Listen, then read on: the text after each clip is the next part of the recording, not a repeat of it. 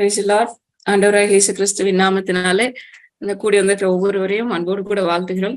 So மறுபடியுமா நம்ம இந்த இடத்துல இந்த கூடுகையில கூடுவதற்கு கர்த்தர் கொடுத்த கிருபைக்காக நம்ம ஆண்டவருக்கு நன்றி செலுத்தலாம். ஒவ்வொரு நாளையும் ஆண்டவர் நம்மளுக்கு கிருபையா ஆட் பண்ணிட்டே வராங்க. ஸோ அதோடு கூட அவருடைய வார்த்தையின் மூலமா நம்மோடு கூட இடைப்படுகிறார். நம்ம வேதத்துல பார்க்கிறோம், பழைய ஏற்பாட்டுக்கும் புதிய ஏற்பாட்டுக்கு நடுவுல ஒரு பெரிய காலம் ஆண்டவர் பேசவே இல்லை, சத்தமே கேட்கல அவருடைய சத்தம். அப்போ அப்படி கேட்காத டைம்ல திடீர்னு வனாந்திரத்திலிருந்து ஒரு சத்தம் உண்டாயிற்று அப்படின்னு சொல்லி நம்ம யோவான் ஸ்நானகன் ஆண்டவருடைய வார்த்தைய பேசுறத நம்ம புதிய ஏற்பாட்டை பாக்குறோம். ஸோ அந்த டார்க் டேஸ் நம்ம யோசிச்சே பார்க்க முடியாது. ஸோ அந்த டைம்ல நிறைய விஷயங்கள் நடந்திருக்கலாம். ஆனா அந்த இருண்ட நாட்கள், ஆனா இன்னைக்கு நம்ம வாழ்ந்து கொண்டிருக்கிற இந்த டேஸ்ல ஆண்டவர் நம்ம எப்பெல்லாம் ஆண்டவருடைய சமூகத்துக்கு போறோமோ, எப்பெல்லாம் ஆண்டவரே என்னோடு கூட பேசுங்கன்னு சொல்லி நம்ம உட்கார்றோமோ, அப்பெல்லாம் ஆண்டவருடைய சத்தம் நம்மளுடைய காதுகள்ல துணிக்குது. அவருடைய வேத புத்தகம் நம்மளுடைய கரங்களில் இருக்கு. சோ நம் ஒரு 100 years பேக் இந்த மாதிரி ஒரு கிருபை கிடைச்சிச்சா அப்படின்னு சொல்லி யோசித்து பார்த்தா it's a big question mark. ஆனா தேவன் நம்மளுக்கு கிருபை பாராட்டியிருக்கிறார். சோ இந்த சந்ததியில அவருடைய சேனல்ஸ், அந்த பிளெஸிங் ஆசீர்வாதத்தை கொண்டு போற அந்த சேனல்ஸ் ஆண்டவர் உங்களே என்னையே தெரிந்து கொண்டதுக்காக நம்ம ஆண்டவருக்கு நன்றி செலுத்தலாம். சோ இந்த வாரத்திலையும் ஆண்டவர் நம்மோடு கூட பேசும்படியாக இடைப்படுகிற அந்த ஒரு வார்த்தை என்னன்னா ரெஸ்டோரேஷன். சோ வேதத்துல ஒரு ஒரு ஒரு 2 நாளைக்கு முன்னாடி இருந்து ரிப்பீட்டடா நான் அந்த காஸ்பலை வாசிச்சுட்டே இருக்கு. மத்தேயு எழுதின சுவிசேஷம், லூக்கா, இப்படி எல்லாம் வாசித்து பார்த்துட்டே இருக்கும்போது திரும்ப திரும்ப ஆண்டவர் அந்த மரித்தோர்ல இருந்து உயிர்ப்பிக்கிற அந்த காரியத்தை பாக்குறோம். வியாதியின் படுக்கையில இருந்தவங்கள அவர் உயிர்ப்பிக்கிறத பாக்குறோம். அந்த பெரும்பாடுள்ள ஸ்திரீ அவருடைய வஸ்திரத்தின் ஓரத்தை தொட்ட உடனே அவளுடைய ஹெல்த் ரெஸ்டோர் ஆகுறத பாக்குறோம். சோ திரும்ப திரும்ப இந்த வேர்டு எனக்குள்ள ரொம்ப பேசிட்டே இருந்தது. சோ இந்த வாரம் பேசணும்னு சொல்லி இந்த வாரம் ஆண்டவருடைய வார்த்தையை ஷேர் பண்ணணுங்கிற அந்த தாட் வந்த உடனே அதுக்கு முன்னாடி எனக்கு மைண்டுக்குள்ள ஓடின இந்த ரெஸ்டோரேஷனை வச்சு ஆண்டவர் நிறைய காரியங்களை செய்திருக்கிறாருல்ல அப்படின்னு சொல்லி கொஞ்சம் அப்படி ரிலாக்ஸ்டா உட்காந்து அதை தியானிக்கணும்னு சொல்லி நான் எடுத்து வச்சேன். பட் இப்போ இந்த சாட்டர்டே மெசேஜ் கொடுக்கணும் அப்படின்னு சொல்லி அந்த இதை கேட்ட உடனே ஓகே வை நாட், இதே டாபிக்ல ஆண்டவர் நம்மோடு கூட பேசுவார் அப்படிங்கிற அந்த ஒரு தாட் எனக்குள்ள வந்ததுனால நான் உட்கார்ந்து கொஞ்சம் ப்ரிப்பேர் பண்ணேன் லிட்டில். ஓகே, ஆண்டவர் கொடுத்த அந்த அந்த வெளிச்சத்துல எதெல்லாம் எனக்கு ஞாபகப்படுத்தினாரோ அதை நான் இந்த இடத்துல போட்டிருக்கேன். சோ நம்ம அதை குறித்து நம்ம தியானிப்போம். ஆண்டவர் நம்ம வேதத்துல பாக்குறோம், தேவனாகிய கர்த்தர் அநேக அற்புதங்களே செய்யறோம். சோ எவ்ரிதிங் எல்லாமே மிராக்கிளா தான் இருக்கு. நம்மளுடைய வாழ்க்கையை பார்க்கலாம், ஒரு சின்ன பிள்ளை வளர்றத பார்க்கலாம். சோ இப்படி ஒரு மரம் வளர்றது, ஒரு செடி வளர்றது, இப்படி எல்லாத்தையுமே நீங்க பாத்தீங்க அப்படின்னு சொன்னா இட்ஸ் மிராக்கிள் அப்படின்னு தான் பார்க்க முடியும். ஆண்டவர் எவ்வளவு அற்புதமா அதுகளை படைச்சிருக்கிறார், எவ்வளவு அற்புதமா அதுல கொண்டுட்டு வருகிறார். ஆனா அது ஒவ்வொரு டைமும் அந்த எரேமியா தீர்க்கதரிசியோட புத்தகத்துல நம்ம வாசிக்கிறோம்ல, அந்த குயவனுடைய கையில அந்த களிமண் அவர் வணைந்து கொண்டிருக்கும் போதே அது கெட்டு போயிடுச்சு அப்படின்னு சொல்லி. சோ அவர் ஆசையா அதை ஒரு நல்ல ஒரு பாத்திரமா வணையணும்னு சொல்லிட்டு ஆசைப்படுறாரு. ஆனா அந்த மண் அவருக்கு இடம் கொடுக்காம அது கெட்டு போகுது அப்படின்னு சொல்லி பாக்குறோம். திரும்பவும் எகெயின் ஹி ஸ்டார்டட், மறுபடியும் அதை உருவாக்கணும் அப்படின்னு சொல்லி. சோ ஆண்டவர் என்னைக்குமே எந்த மனுஷனுடைய லைஃப்லயும் அவ்வளவுதான் இதுக்கு மேல முடியாதுன்னு சொல்லி ஃபுல் ஸ்டாப் வைக்கிறதே இல்லை.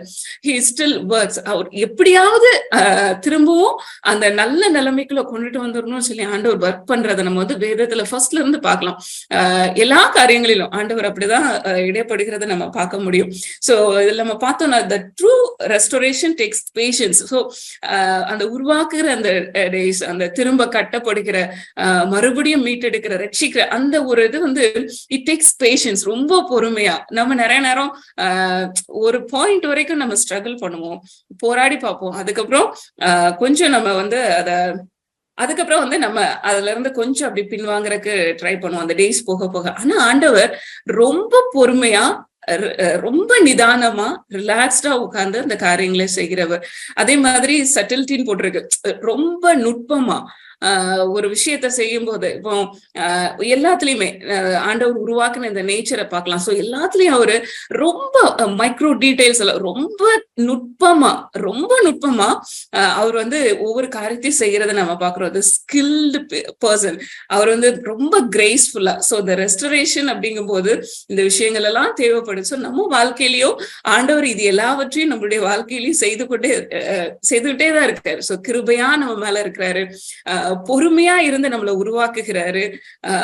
ரொம்ப நம்மளுக்கே தெரியாத இடத்துல நம்ம எங்கெல்லாம் தடுமாறிட்டு இருக்கிறோமோ, வெளிய பீப்புளுக்கு தெரியாது, நமக்கே நம்மளை பத்தி நிறைய நேரம் தெரியாது, பட் ஹீ ஸ்டில். ஆனா ஆண்டவர் ரொம்ப பொறுமையா அந்தந்த பகுதிகளில ஆண்டவர் வேலை செய்து கொண்டே இருக்காரு, உருவாக்கிட்டே இருக்கிறத நம்ம பாக்குறோம். சோ அவர் வந்து ரொம்ப நல்ல ஒரு தகப்பன் அவர். சோ நம்ம வேதத்துல பார்த்தோம் அப்படின்னா வெரி ஃபர்ஸ்ட் பிகினிங்லயே நம்ம பார்த்தோம் அப்படின்னு சொன்னா ஆதியாகமம் 1வது அதிகாரம் 1 வசனத்துல சொல்லப்பட்டிருக்கு, ஆதியிலே தேவன் வானத்தையும் பூமியையும் சிருஷ்டித்தார் அப்படின்னு சொல்லி நம்ம பாக்குறோம். ஒரே சரி, ஆதியிலே தேவன் வானத்தையும் பூமியையும் சிருஷ்டித்தார் அப்படின்னு சொல்லி பாக்குறோம். சோ ஆண்டவர் வந்து என்னைக்குமே ரொம்ப மோசமா எதையும் உருவாக்க மாட்டார் அப்படின்னு சொல்லி நமக்கு நல்லா தெரியும். சோ எதையுமே எந்த விஷயத்தையும் ஆண்டவர் வந்து ஏனோ தானோன்னு எல்லாம் இல்லை. சோ அந்த ஃபர்ஸ்ட் வசனத்துக்கு அடுத்த வசனத்துல நம்ம பார்த்தோம் அப்படின்னா பூமியானது ஒழுங்கின்மையும் வெறுமையுமா இருந்தது அப்படின்னு சொல்லி அந்த வசனத்துல நம்ம பாக்குறோம். சோ ஆண்டவர் உருவாக்கின அந்த பூமி, அந்த ஃபர்ஸ்ட் உருவாக்கின அந்த பூமி சம்திங் மே ஹேப்பன், இல்ல ஏதோ ஒண்ணு நடந்திருந்திருக்கலாம். சோ அந்த 2வது வசனத்துல பாக்குறோம் அது ஒழுங்கின்மையும் வெறுமையுமா இருந்தது அப்படின்னு சொல்லி. சோ அந்த ஃபர்ஸ்ட் சாப்டர்ல நம்ம பார்த்தோம் அப்படின்னு சொல்லி நம்ம எப்பவுமே அது படைப்பின் வரலாறு, அந்த ஹிஸ்டரி, த கிரியேஷன் அப்படின்னு சொல்லிட்டு நம்ம சின்னதுல இருந்து சிறு பிள்ளையில இருந்து நமக்கு வந்து இத சண்டே கிளாஸ்ல இருந்து நம்ம படிச்சிருந்திருக்கலாம். ஒருவேளை இடையில நம்ம ஆண்டவர் ஏற்றுக்கொண்டவங்களா இருந்தாலும் வேதத்துல ஃபர்ஸ்ட் பேஜ்லயே இந்த கிரியேஷன் அதை பத்தி நம்ம படிச்சிருப்போம். சோ ஃபர்ஸ்ட் டே இது கிரியேட் ஆயிடுச்சு, செகண்ட் டே இது, தேர்ட் டே இது அப்படின்னு சொல்லி நம்ம அப்படியே பார்த்துட்டே போயிட்டே இருந்திருப்போம். ஆனா நம்ம நல்லா கவனிச்சு பார்த்தோம்னா அது ஒழுங்கின்மையும் வெறுமையும் ஆயிடுச்சு. அதோட அவர் அப்படியே விடல, அதுக்கப்புறம் அதை வந்து உருவாக்குறார். மறுபடியும் அதை ஆண்டவர் வந்து அதை ஒரு குடியிருப்புக்கு ஏற்ற விதத்துல அவரோட ஹார்ட்ல வந்து அவரோட மைண்ட்ல சம்திங் இது வந்து ஒரு நல்ல ஒரு விஷயமா உருவாக்கணும் அப்படின்னு சொல்லி ஆண்டவர் அதை திரும்பவும் ஸ்டார்ட் பண்றத நம்ம பாக்குறோம். சோ நீங்க அதுல பாத்தீங்க அப்படின்னு சொன்னா ஆதியாகமம் 1வது அதிகாரத்துல 31 வசனங்கள் இருக்கு. அதுல கிட்டத்தட்ட 28 முறை தேவன் தேவன் தேவன். சோ நம்மளுக்கு எப்பவுமே இந்த படைப்பு அப்படின்ன உடனே இந்த ஃபர்ஸ்ட் டே இது உருவாச்சு, செகண்ட் டே இது வெளிச்சம் உண்டாயிடுச்சு, செகண்ட் டே தண்ணி எல்லாம் ஒரு பக்கம் போச்சு, வெட்டாந்தரை உருவாச்சு, அப்புறம் அதுக்கப்புறம் அதுல இருந்து தண்ணியில இருந்து பேர்ட்ஸ் எல்லாம் வந்தது, அதுக்கப்புறம் லேண்ட்ல இருந்து அனிமல்ஸ், பிளான்ட்ஸ் இதெல்லாம் வந்துச்சு. இப்படி நம்ம படிச்சுட்டே இருப்போம்.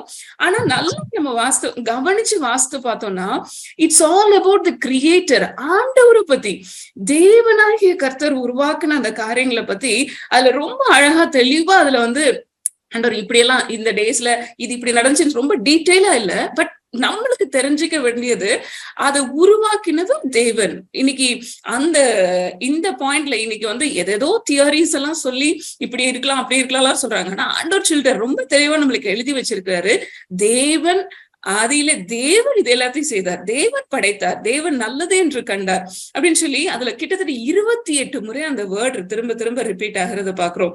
சோ அவர் வந்து அந்த ஒன்று வெறுமையும் ஒழுங்கின்மையுமா இருந்ததுல இருந்து ஆண்டவர் அதை பியூட்டிஃபுல்லா எல்லாத்தையும் படைச்சு முடிச்சுட்டு கடைசியில பார்க்கும்போது சொல்றாரு இது நல்லது என்று கண்டார். ஒவ்வொன்னையும் படைச்சு முடிச்சுட்டு நல்லது என்று கண்டார், நல்லது என்று கண்டார். சோ கடைசியில மேன் வரைக்கும் கிரியேட் பண்ணி முடிச்சுட்டு எல்லாவற்றையும் முடிச்சுட்டு அவர் 7வது நாள்ல ஓய்ந்திருந்தார் அப்படின்னு சொல்லி எல்லாம் நம்ம பாக்குறோம். சோ அப்போ தேவநாயக கர்த்தர் எதையுமே அவர் வந்து எம்டியா இருக்கிறது. இப்ப நம்ம லைஃப்லயுமே நம்ம நிறைய நேரத்துல என்னை கொண்டு ஏதாவது செய்ய முடியுமா, I am not that much good, அவங்கள போல நான் கிடையாது, இப்படி எல்லாம் நிறைய இன்ஃபீரியாரிட்டிஸ் எல்லாம் நம்மளுக்குள்ள வரும். ஒருவேளை அவங்களெல்லாம் ஆண்டவர் வல்லமையா பயன்படுத்த முடியும், ஒருவேளை தேவன் இந்தந்த நபர்களை தான் யூஸ் பண்ண முடியும், என்னெல்லாம் கொண்டு ஆண்டவர் செய்ய முடியாது அப்படின்னு சொல்லி நிறைய நேரத்துல நம்மளுக்குள்ளேயும் அந்த தவறான அந்த சத்தத்துக்கு, நெகட்டிவ் தாட்ஸுக்கு வந்து நம்ம நிறைய இடம் கொடுத்துருவோம். ஆனா ஆண்டவர் என்னைக்குமே ஒரு மனுஷன் இந்த உலகத்தை படைச்சதை பார்க்கும்போது நம்மளே ஆண்டவர் வந்து வெறுமையா இருக்கிறதுக்காக இந்த உலகத்துல சிருஷ்டிக்கல. சும்மா இருக்கிறதுக்காக நம்மளுக்கு ஆண்டவர் தம்மை வெளிப்படுத்தல. நம்ம அமைதியா இருக்கிறதுக்காக ஆண்டவர் இவ்வளவு காரியங்களையும் நம்மள கற்றுக் கொடுக்கல. சோ ஆண்டவர் நம்மளை குறித்து ஒரு நோக்கத்தை வச்சிருக்கிறார். சோ இதை பார்க்கும்போது அதை நம்மளுக்கு அதை வந்து நம்ம மைண்ட்ல கொண்டுட்டு வந்தோம். ஆண்டவரே நீர் இவ்வளவு தூரம் இதெல்லாம் படைச்சிருக்கீங்க அப்படின்னு சொல்லி, என்னையும் நீங்க ஏனோ தான் சும்மா இல்ல ஆண்டவரே, என்னை ஒரு பெரிய பர்பஸோடு கூட நீங்க இந்த உலகத்துல கொண்டு வந்திருக்கீங்க அப்படின்னு சொல்லி நம்ம ஆண்டவருக்கு நன்றி செலுத்தணும். சோ அடுத்தது நம்ம பார்த்தோம் அப்படின்னா, அவரு அது எல்லாத்தையும் படைச்சிட்டு மனுஷனை அவருடைய சாயல்ல உண்டாக்கி இது எல்லாவற்றையும் ஆண்டு கொள்ளுங்கள். அந்த வசனம் அப்படிதான் இருக்கு. பின்பு தேவன் அவர்களை நோக்கி, நீங்கள் பலுகி பெருகி பூமியை நிரப்பி அதை கீழ்ப்படுத்தி சமுத்திரத்தின் மச்சங்களையும் ஆகாயத்து பறவைகளையும் பூமியின் மேல் நடமாடுகிற சகல ஜீவ ஜந்துக்களையும் ஆண்டு கொள்ளுங்கள் என்று சொல்லி தேவன் அவர்களை ஆசீர்வதித்தார். அவங்களை நீங்க எல்லாத்தையும் கொடுத்துட்டு ஆண்டவர் வந்து இது எல்லாத்தையும் நீங்க ஆண்டு கொள்ளுங்கன்னு சொல்லி ஆண்டவர் வந்து அவங்க எந்த ஒர்க்குமே பண்ணல. He created everything. எல்லாத்தையும் உருவாக்கிதான் மனுஷன் அந்த ஏதேன் தோட்டத்துல கொண்டு வந்து வைக்கிறாரு. சோ அதுக்கு முன்னாடி 1வது அதிகாரத்துல நீங்க இது எல்லாத்தையும் ஆண்டு கொள்ளுங்கள் அப்படின்னு சொல்லி அவங்களை ஆசீர்வதிக்கிறதெல்லாம் நம்ம பாக்குறோம். அதுக்கப்புறம் நம்ம பார்த்தோம் அப்படின்னா அதுக்கு அடுத்து 2வது அதிகாரத்துல வரும்போது ஆண்டவர் எல்லாத்தையும் நீ ஆண்டு கொள்ளுங்கள் அப்படின்னு சொல்லி எல்லாத்தையும் அவனோட கரத்துல கொடுத்திருக்கிறாரு. ஆனா ஒரு கட்டளையை கொடுக்கிறார். Still you are under me. எனக்கு கீழே நான் சொல்ற அந்த வார்த்தைக்கு நீ கீழ்ப்படியணும் அப்படிங்கிற அந்த ஒரு பாயிண்ட வந்து ஆண்டவர் வச்சிருக்கிறத நம்ம பாக்குறோம். சோ அவர் சொல்றாரு, அந்த நன்மை தீமை அறியத்தக்க அந்த விருட்சத்தை நீ புசிக்க வேண்டாம், நீ புசிக்கிற நல்ல சாகவே சாவாய். சோ ஆண்டவர் நம்மளுக்கு வந்து எல்லா ஆசீர்வாத செல்ஃபில் எல்லாத்தையும் கொடுத்திருக்கிறார். கொடுத்துட்டு ஆண்டவர்ல வந்து அந்த அவருடைய வார்த்தைக்கு நம்ம கீழ்ப்படியணும்னு சொல்லி ரொம்ப எதிர்பார்ப்பார். சோ இங்க நம்ம பாக்குறோம், ஃபர்ஸ்ட் ஆண்டவர் வந்து வெறுமையா இருந்த இடத்துல இருந்து கிரியேட் பண்ணாரு. கிரியேட் பண்ணது சும்மா இல்லாம அதுல மனுஷனை உண்டு பண்ணி அது எல்லாத்தையும் நீ ஆளுகை செய்ப்பா அப்படின்னு சொல்லி அவன் கையில கொடுக்குறாரு. கொடுத்துட்டு அதுக்கப்புறம் சொல்றாரு, நீ இந்த ஒரு கமாண்டுக்கு இந்த ஒரு கட்டளைக்கு நீ கீழ்ப்படிந்துதான் ஆகணுங்கிற மாதிரி ஆண்டவர் நீ இதை சாப்பிடுற அன்னைக்கு நீ சாகவே சாவாய் அப்படின்னு சொல்லி ஒரு கட்டளையும் கொடுக்குறாரு. ஆனா நம்மளுக்கு நல்லா தெரியும் அந்த மனுஷன் என்ன பண்ணா, ஆண்டவர் சொன்ன அந்த வார்த்தைக்கு கீழ்ப்படியாம சத்ரு தந்திரமா சொன்ன அந்த வார்த்தைக்கு கீழ்ப்படிந்தது நிமித்தம் அவன் வந்து அது வரைக்கும் மகிமையாய் மூடப்பட்டிருந்த அந்த மனுஷங்களை வந்து இப்ப தங்களுடைய நிர்வாணத்தை பாக்குறாங்க. அப்ப ஆண்டருடைய சத்தத்தை கேட்ட உடனே ஆதாமும் ஏவாளும் பயந்து போய் ஆண்டருடைய சந்நிதிக்கு விலகி, அங்க அழகா போட்டிருக்கு, தேவனாகிய கர்த்தருடைய சந்நிதிக்கு விலகி. நீங்க 2வது அதிகாரத்துல நீங்க வாசித்து பாத்தீங்க அப்படின்னு சொன்னா அவர் ஒவ்வொரு மிருகமா ஒவ்வொரு பேர்டு ஒவ்வொன்னையும் கொண்டுட்டு வந்து ஆதாம் இதுக்கெல்லாம் என்ன பேர் வைப்பான்னு சொல்லி ஆண்டவர் கொண்டு வந்து கொடுக்குறாரு. சோ அவ்வளவு இன்டிமேட்டா இருந்தவங்க, அவ்வளவு க்ளோஸா இருந்தவங்க இப்போ ஆண்டவருடைய அந்த கட்டளைக்கு கீழ்ப்படியாம சத்துருனுடைய தந்திரமான அந்த வார்த்தைக்கு ஒபே பண்ணினது நிமித்தம் இந்த இடத்துல ஒரு பெரிய ஒரு காரியம் நடக்குது. ஆண்டவருடைய பிரசன்னத்தை விட்டே அவங்க ஓடுறத பாக்குறோம். சோ அப்ப ஆண்டவர் வந்து அதுக்கப்புறம் வந்து ஆதாம் கிட்டே பேசுறாரு, ஏவாள் கிட்ட பேசுறாரு, சர்ப்பத்திட்ட பேசுறது, இதெல்லாம் அந்த டைலாக்ஸ் எல்லாம் முடிஞ்சுட்டு. ஆனா ஆண்டவர் அவங்கள அப்படியே விட்டுடல. அந்த இடத்துல அந்த மீட்புக்கு அந்த ரெஸ்டோரேஷனுக்கு திரும்பவும் நீ என்கிட்ட வர்றதுக்கு ஒரு வழியை உண்டு பண்ணி வச்சிருக்கிறேன்னு சொல்லி அந்த இடத்துல ஒரு குற்றமில்லாத ஒரு ரத்தம் சிந்தப்படுது. அந்த தோல் உடைகளை அந்த தோலை எடுத்து இவங்களுக்கு ட்ரெஸ்ஸை மேக் பண்ணி அவங்கள அந்த தோட்டத்தை விட்டே வெளியே அனுப்புறாரு. சோ அவர் சொல்றாரு, மனுஷன் திரும்ப அந்த ஜீவ விருட்சத்தின் கனியை பறிச்சு புசிச்சுட்டான்னு சொன்னா என்றைக்கும் அவன் என்கிட்ட வரமாட்டான், அந்த பாவ நிலையிலேயே அவன் இருந்துருவான்னு சொல்லி ஆண்டவர் வந்து அந்த ஜீவ விருட்சத்துக்கு போற கனியை என்ன செய்யறாரு, சுடர் ஒளி பட்டயத்தை வச்சு மறைக்கிறாரு. அவங்கள அந்த ஏதேன் தோட்டத்தை விட்டு வெளியே அனுப்புறது நம்ம பாக்குறோம். அப்ப ஆண்டவர் வந்து ஒருவேளை அன்னைக்கு ஆதாம் ஏவாள் இவ்வளவுதான் அப்படின்னு சொல்லி அங்க ஃபுல் ஸ்டாப் வைக்கல. He still works. ஆண்டவர் திரும்பவும் வேலை செய்யறத பாக்குறோம். அவர் திரும்பவும் தன் இடத்துல வருவதற்கு ஒரு வழியை உண்டு பண்ணி கொடுக்கறத நம்ம பாக்குறோம். சோ ஆண்டவர் வந்து எப்பவுமே அவரோட பிள்ளைங்க அப்படி கொஞ்சம் அப்படி கீழே விழுந்து அப்படி போன உடனே அப்படியே நெக்லெக்ட் பண்ணிடாம அவங்க எப்போ தன் இடத்துல வந்துருவாங்கன்னு சொல்லிட்டு காத்துட்டு இருக்கிற தேவனா இருக்கிறாரு. அதற்கான வழியும் அவர் உண்டு பண்ணுகிற தேவனா இருக்கிறார். என் பக்கத்துல வந்துருங்கன்னு சொல்லி. சோ நிறைய டைம்ஸ் ஆண்டவருடைய சத்துரு நம்மள இடத்துல கேட்கும். நிறைய தடவை சத்துரு நம்மள தந்திரமா ஏதாவது ஒரு பாவத்தை செய்ய வைக்கும் போது அந்த கில்ட்டி ஃபீலிங்ல அந்த குற்ற உணர்வுல நம்ம ஆண்டவரிடத்துல போறதுக்கே நம்ம தயங்குவோம். நிறைய நேரம் வேத வசனத்தை எடுத்து அவருடைய சமூகத்துல உட்கார்றதுக்கு நம்மளுக்கு தயக்கமா இருக்கு. பிரேயர்ல உட்கார்றதுக்கு ஆண்டவருடைய ஒரு 4 பேர் சேர்ந்து ஜெபம் பண்ணும்போது நல்லா இருக்கு. ஆனா தனிமையில தனியா நம்ம எவ்வளவு தூரம் நம்ம ஆண்டவரத்துல நம்ம நெருங்கி போறோம் நம்ம யோசிச்சு பார்ப்போம். அப்போ எந்த இடத்துல நம்ம வந்து இன்னும் தேவனை விட்டு நம்ம விலகி போறதுக்கு எந்த இடத்துல நம்ம தவறிட்டு இருக்கோம், ஆண்டவர்கிட்ட இன்னைக்கு நம்ம கேட்கணும், ஆண்டவரே நான் எந்த இடத்துல தவறிட்டு இருக்கேன், என்னை திரும்பவுமாய் உங்க பக்கத்துல இழுத்து கொள்ளுங்க. ஏன்னா அவர் ரொம்ப ஆசையுள்ளவராக இருக்கார். வசனம் சொல்லுது, உன் தேவனாய கர்த்தரிடத்தில் முழு இருதயத்தோடும் முழு மனதோடும் ஆத்துமாவோடும் பலத்தோடும் அன்பு கூறுவாயாக. அப்ப அன்பு கூறு அப்படின்னு சொன்னா he expects நம்ம அவரை நேசிக்கணும், அவர்கிட்ட டைம் ஸ்பெண்ட் பண்ணணும், அவரோடு கூட உறவாடணும், அவர் சொல்றதை கேட்கணும்னு சொல்லி ஆண்டவருடைய இருதயம் நம்மை குறித்து ஏங்கும். சோ ஆண்டவருடைய கண்கள் அப்படிதான், யாரு என்கிட்ட பேசுவான்னு சொல்லி ஒவ்வொரு செகண்ட் அவருடைய கண்கள் வந்து பூமி எங்கிலும் உலாவி கொண்டுதான் இருக்கிறது அப்படின்னு சொல்லி நம்ம வேதத்துல பாக்குறோம். அப்போ அந்த அன்பு ஆண்டவர் எதிர்பார்க்கிறோம். நம்ம நிறைய நேரத்துல ஏன்ட்ட அன்பு செலுத்துறதுக்கு யாரும் இல்லையேன்னு சொல்லி எல்லாம் மனுஷங்க ஃபீல் பண்றது பாக்குறோம். நம்மளுக்குள்ளே நிறைய நேரம் அந்த லோன்லினஸ் வரும். என்ன புரிஞ்சுக்கிற ஒரு பர்சன் இல்ல, இப்படியெல்லாம் நம்ம யோசிப்போம். அப்போ நம்ம பாக்குறோம் ஆண்டவருக்கும் அதே உணர்வு தான், என்கிட்ட பேசணும் அப்படின்னு சொல்லி ஆண்டவரும் அவர் எதிர்பார்க்கிற தேவனா இருக்கிறார். சோ இங்க நம்ம பார்த்தோம் அப்படின்னு சொன்னா அருமையா படைத்த மனுக்குலம், ஆனா தவறான ஒரு தெரிந்தெடுப்ப அவங்க மேற்கொண்டதுனால எடுத்துக்கிட்டதுனால அவங்களுடைய நிலைமை அப்படியே மாறுது. இன்னைக்கு வரைக்கும் அது தொடர்ந்து வர்றதை நம்ம பாக்குறோம். சோ அப்போ நம்ம ரோமர் 8வது அதிகாரத்துல நம்ம பார்த்தோம் அப்படின்னு சொன்னா, மேலும் தேவனுடைய புத்திரர் வெளிப்படுவதற்கு சிருஷ்டியானது மிகுந்த அவளோட காத்து கொண்டு இருக்குது. நம்ம மட்டும்தான் கஷ்டப்பட்டுட்டு இருக்கோமா? இல்ல, முழு சிருஷ்டியும் அத சொல்லியிருக்கு. அந்த சிருஷ்டியானது சுய இஷ்டத்தினாலே அல்ல, கீழ்ப்படுத்தினவராலேயே மாயைக்கு கீழ்பட்டிருக்கிறது. ஆகையால் நமக்கு தெரிந்திருக்கிறபடி இதுவரைக்கும் சர்வ சிருஷ்டியும் ஏகமாய் தவித்து பிரசவ வேதனைப்படுகிறது. நம்ம பாக்குறோம் வேர்ல்டுல அந்த இடத்துல இவ்வளவு டிசாஸ்டர், இது ஃபிளட் வருது, இப்படி எல்லாம் நம்ம நிறைய கேள்விப்படும் போது அதை படைத்த தேவன், அந்த இயற்கையை படைத்த அந்த இயற்கை வந்து எப்போ தேவபுத்திரர் வெளிப்படுவாங்கன்னு சொல்லி அதுவும் பிரசவ வேதனைப்படுகிறதாம். நம்ம வந்து ஐயோ எப்போ இயேசு கிறிஸ்து வருவார், எப்பொழுது அவருடைய ராஜ்யம் வரும், எப்போ இந்த இந்த அந்த இந்த பொல்லாத உலகத்துல இருந்து ஒரு விடுதலை கிடைக்கும்னு எல்லாம் மனுஷங்க ஏங்கிட்டு இருக்கிற மாதிரியே இயற்கையும் ஏங்கிட்டு இருக்கு அப்படின்னு சொல்லி நம்ம வேதத்துல பாக்குறோம். ரோமர் 8வது அதிகாரத்துல இருக்கு. அப்போ எல்லாவற்றையும் புதிதாக்குறதுக்கு மீட்டெடுக்கிறதுக்கு ஆண்டவர் ஒரு நேரத்தை வச்சிருக்கிறார்.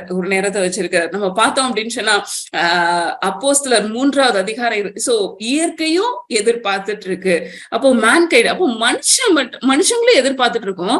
ஆனா ஆண்டவர் அவரோடு கூட வந்து நம்ம சேர்ந்து கொள்வதற்கு ஒரு காரியத்தை செய்தார். அதுதான் ஆண்டவராகிய இயேசு கிறிஸ்து. சோ பழைய ஏற்பாடு ஃபுல்லா நடந்த காரியங்கள் எல்லாம் நமக்கு தெரியும். நீங்க நியாயாதிபதிகள் எல்லாம் வாசித்து பாத்தீங்க அப்படின்னு சொன்னா ஆண்டவர்கிட்ட வராங்க, நல்லா இருக்காங்க. அவங்க நல்லா இருக்கும்போது இஸ்ரேல் மக்கள் அந்நிய தேவர்களை வணங்குறாங்க, அந்நிய ஜனங்களோடு கூட கலக்குறாங்க. உடனே ஆண்டவர் வந்து ஒரு பெலிஸ்தியர்கள் கையில, மீதியானியர்கள் கையில இப்படி விட்டு அவங்கள ஒப்பு கொடுக்குறாரு. அப்ப அவங்க நசுக்கும் போது அவங்க மறுபடியும் தேவனே அப்படின்னு சொல்லி அவரை நோக்கி கதரும் போது ஒரு நியாயாதிபதி, ஒரு ஜட்ஜ ஆண்டவர் எழுப்புறார். சோ அவங்கள விடுதலை ஆக்குறதுக்காக எழுப்புறாரு. இது வந்து ஒரு சைக்கிள் மாதிரி நீங்க ஜட்ஜஸ்ல வந்து ரிப்பீட்டடா பார்க்க முடியும். சோ ஒவ்வொரு மனுஷனும் இதே மாதிரிதான் இன்னைக்கு நிறைய பேருடைய வாழ்க்கை இருந்துட்டே இருக்கிறத நம்ம பாக்குறோம். அப்போ இது எங்க வந்து நம்ம புதிய ஏற்பாட்டுல வந்து ஒரு ஒரு ஒரு இன்னொரு புதிய ஆரம்பத்தை ஆண்டவர் கொடுக்கிறார். அப்போஸ்தலர் 3வது அதிகாரம் 26வது வசனத்துல நீங்க பாத்தீங்கன்னா, அவர் உங்கள் எல்லாரையும் உங்கள் பொல்லாங்குகளிலிருந்து விலக்கி உங்களை ஆசீர்வதிக்கும்படி தேவன் தம்முடைய பிள்ளையாக இயேசுவை எழுப்பி அப்படின்னு சொல்லி அந்த வசனம் இருக்கு. சோ இஸ்ரேல் மக்கள்கிட்ட, எபிரேயர்கள் கிட்டதான், யூதர்கள் கிட்டதான் அவங்க பேசிட்டு இருக்காங்க. ஆனா இது நமக்கும் பொருந்தும். அவர் நம்மளுடைய பொல்லாங்குகளிலிருந்து விலக்கி நம்மளை ஆசீர்வதிக்கும்படி தம்முடைய பிள்ளையாக இயேசுவை எழுப்பி. சோ அவர் மரித்தோர்ல இருந்து எழும்பினதுக்கு அப்புறம் இந்த உலகத்துல இருக்க எல்லாருக்கும் அந்த கிருபை ஆண்டவர் கொடுக்கிறாரு. எல்லாரும் அவர் சொல்றாருல, நான் உயர்த்தப்படும் பொழுது எல்லாரையும் என்னிடத்துல சேர்த்துக் கொள்வேன். அவருடைய சீஷர்கள் கிட்ட அவர் பேசும்போது அது சொல்றாரு இயேசு கிறிஸ்து, நான் உயர்த்தப்படும் பொழுது எல்லாரும் என் பக்கத்துல நான் சேர்த்துக் கொள்வேன் அப்படிங்கிறார். அப்போ அவர் எவ்வளவு ஆசையா இருந்திருப்பாரு. தேவனாகிய கர்த்தர் இந்த மனுக்குலம் தன்னிடத்துல வரும் பொழுதுதான் அவங்களுக்கு ஆசீர்வாதம்னு சொல்லி அவருக்கு நல்லா தெரியும். அதனால நான் உயர்த்தப்படும் பொழுது நம்ம எல்லாருடைய சாபத்தையும் அவர் சுமந்து கொண்டார். எல்லாருடைய மீறுதல்களுக்காக, எல்லாருடைய பாவங்களுக்காக அவர் அடிக்கப்பட்டதை நம்ம பாக்குறோம். சோ அதே மாதிரி எபிரேயர் 4வது அதிகாரம் 15-16 வசனங்களை நம்ம பார்த்தோம்னா, நம்முடைய பலவீனங்களை குறித்து பரிதபிக்க கூடாத பிரதான ஆசிரியர். சோ ஒருவேளை பழைய ஏற்பாட்டுல பிரதான ஆசிரியர் தனக்காக பலி செலுத்தி மற்றவர்களுக்காகவும் பாவ நிவாரண பலியை செலுத்தி அவருக்கு அது புரிஞ்சு சேர he has to do அந்த ஒர்க் அவர் செய்யணும். ஆனா இவங்க அந்த பாவத்தை செஞ்சுட்டு இவங்க இவ்வளவு கஷ்டப்படுறாங்க அப்படியெல்லாம் ஒரு யோசித்தெல்லாம் உள்ள போயிருந்திருக்க மாட்டார். ஆனா இயேசு கிறிஸ்து நம்முடைய பலவீனங்களை குறித்து பரிதபிக்க கூடாத பிரதான ஆசாரியராயிராமல் எல்லா விதத்திலும் நம்மை போல சோதிக்கப்பட்டும் பாவம் இல்லாதவரா இருக்கிற பிரதான ஆசாரியரே நமக்கு இருக்கிறார். சோ நம்மளை போல எல்லா சோதனையும் இப்ப நீங்க நம்ம நினைக்கலாம் நம்மள யாருக்குமே இவங்க புரிஞ்சுக்கிட மாட்டேங்கிறாங்க. நிறைய பேர் நம்மள அண்டர்ஸ்டாண்ட் பண்ணுவாங்க, ஆனா ஒரு சில கூட்டம் நம்மள வந்து அண்டர்ஸ்டாண்ட் பண்ணிக்க மாட்டாங்க. உடனே ஆனா நம்மளுக்கு வந்து அதுதான் பெரிய பிக்சரா தெரியும். நம்மள ரிஜெக்ட் பண்ணிட்டாங்க, அவங்க அண்டர்ஸ்டாண்ட் பண்ணல, இதெல்லாம் நம்ம சொல்லுவோம்ல. ஆனா இங்க நம்ம வேதத்துல பார்த்தோம்னா இயேசு கிறிஸ்துவையும் அவர் ஒரு ஹீலிங், ஒரு மிராக்கிள் செய்யறாரு. அதாவது ஒரு கை சுகம் இல்லாத ஒரு மனுஷனை வந்து சுகம் கொடுக்கிறார். அது வந்து அந்த ஓய்வு நாள்ல செய்த உடனே கூடி இருந்தவங்க எல்லாம் அவர் மேல அவ்வளவு கோவப்படுறாங்க. அவர் பிசாசு விரட்டுறாரு. உடனே கூடி இருந்தவங்க சிலர் வந்து ஆண்டவரை மகிமைப்படுத்துறாங்க, தேவனை மகிமைப்படுத்துறாங்க. இன்னொரு கூட்டம் அவங்க வந்து அவர் பிசாசுகளின் தலைவனாகிய பெயல்சபூலினால் துரத்துகிறான் அப்படின்னு சொல்றாங்க. அப்போ ஒரு கூட்டம் ஆண்டவரை வந்து மகிமைப்படுத்துது தேவனாகிய கர்த்தரை, இன்னொரு கூட்டம் அவரை எப்படி குற்றம் கண்டுபிடிக்கலாம் இதை வச்சு சுத்திட்டு இருக்கு. சோ அவர் நம்மளை போலவே அவர் சோதிக்கப்பட்டார், பாவம் இல்லை. அப்படி சோதிக்கப்பட்டும் பாவம் இல்லாதவராக இருக்கிற பிரதான ஆசாரியரே நமக்கு இருக்கிறார். அப்போ இந்த தேவன் நமக்கு இருக்கிறதுனாலதான் அவர் சொல்றாரு, அதனால் நம் இரக்கத்தை பெறவும் ஏற்ற சமயத்தில் சகாயம் செய்யும் கிருபை அடையும் தைரியமா கிருபாசன தண்டையில. இதுக்கு முன்னாடி கிடையாதுங்க, அந்த ஓல்டு டெஸ்டமெண்ட் பீரியட்ஸ்ல எல்லாம் கிடையவே கிடையாது. ஆனா இன்னைக்கு ஆண்டவர் நம்ம அந்த கிருபாசன தண்டையில நீங்க எங்கெல்லாம் நீங்க ஆண்டவரை தேடணும்னு நினைக்கிறீங்களோ, வெளியே போறீங்க, ஒரு பிரச்சனை வருது, சின்னதா டென்ஷன் வருது, முடியல, உடனே நம்ம ஓடி வந்து ஆண்டவருடைய சமூகத்துல ஆண்டவரே எனக்கு நீங்க கிருபை பாராட்டுங்கன்னு சொல்லி வரும்போது அந்த கிருபாசன தண்டையில நம்ம தைரியமா வரலாங்கிற அந்த ஒரு கிருபையை ஆண்டவர் வந்து நம்மளுக்கு கொடுத்திருக்கிறத நம்ம பாக்குறோம். தைரியமாய் கிருபாசன தண்டையில சேர கடவோம். ஊசாய் வந்து உடன்படிக்கை பெட்டியை தூக்கிட்டு அந்த வண்டியில எடுத்துட்டு போறாங்க. ஓகே, ஆண்டவர் கொடுக்காத ஒரு விஷயம் ஆண்டவர் சொல்லவே இல்லை. அதாவது லேவியர்கள் சுமந்து கொண்டு போனோம். ஆனா தாவீது வந்து அதை ஒரு புது வண்டி செஞ்சு அது மேல வச்சு கொண்டுட்டு போகும்போது அது மாடு மிரண்ட உடனே ஊசாய் அதை தொட்ட உடனே ஆண்டவர் அடிக்கிறத நம்ம பாக்குறோம். அதே இடத்துல விழுந்து செத்தாரு அப்படின்னு சொல்லி நம்ம பாக்குறோம். அதே மாதிரி அந்த உடன்படிக்கை பெட்டிக்குள்ள எட்டி பார்த்தவங்க எல்லாம் செத்து போனாங்க அப்படின்லாம் நம்ம வேதத்துல பாக்குறோம். அப்போ ஆனா இன்னைக்கு நீங்களும் நானும் எப்பெல்லாம் ஆண்டவர் பக்கத்துல ஆண்டவரேன்னு சொல்லி நம்ம அந்த நிறைய நேரம் நம்ம கண்ணீரின் மத்தியில தான் நிறைய நேரம் ஓடிடுவோம்ல, ஆண்டவர்கிட்ட போகும்போது அவர் உடனே நம்ம பக்கத்துல இருந்து நம்மள ஆறுதல் படுத்துறதே எவ்வளவு பெரிய ஸ்லாக்கியம் பாருங்க. அப்போ அந்த பொல்லாங்காய் அழிவுக்கு, அதாவது அழிந்து போறதுக்காகவே வைக்கப்பட்ட மனுக்குலம் மாதிரி இருந்த நம்மள ஆண்டவர் வந்து நம்மளை திரும்பவும் அவரோடு கூட சேர்த்து நம்மளை ஆசீர்வதிக்கும்படி இயேசு கிறிஸ்துவை அனுப்புறதை நம்ம பாக்குறோம். சோ இன்னும் நம்ம அடிக்கடி நம்ம மெடிடேட் பண்ண வசனம் ரோமர் 8வது அதிகாரத்துல நம்ம பார்த்தோம்னா 28, 29 அவருடைய தீர்மானத்தின்படி அழைக்கப்பட்டவர்களாய் தேவனிடத்தில் அன்பு கூறுகிறவர்களுக்கு சகலமும் நன்மைக்கு. சோ எனிதிங், எதுனாலும் நம்ம நிறைய நேரம் நம்ம நல்லது நடக்கும்போது மட்டும்தான் அவர் வந்து நன்மையா நடத்துறாரு. இல்ல, அன்பு கூறுவர்களுக்கு சகலம் நன்மைக்கு எதுவா நடக்கிறது அப்படின்னு சொல்லி நம்ம பாக்குறோம். அதை எதுக்காக அதை செய்யறாரு, பிரச்சனைகளை ஏன் அலோவ் பண்றாரு, ஏன் பாடுகளின் மத்தியில நம்மளை கொண்டுட்டு போறாரு, அவருடைய குமாரனுடைய சாயலுக்கு ஒப்பாக நம்ம மாறுவதற்காக. சோ கம்ஃபர்டபுள் ஜோன் கிடையாது. கிறிஸ்தவ வாழ்க்கை அப்படின்னு சொல்லி சொன்ன உடனே நான் ரொம்ப சின்னதுல எல்லாம் கேள்விப்பட்டிருக்கேன், ரொம்ப உங்களுக்கு அது கிடைக்கும் இது கிடைக்கும் இப்படி எல்லாம் சொல்லி எல்லாம் கேள்விப்பட்டிருக்கேன். நான் அப்படி இல்லை. அவர் கொடுக்குற அந்த சந்தோஷம் சமாதானம் உள்ளுக்குள்ள நிறைவா இருக்கும்.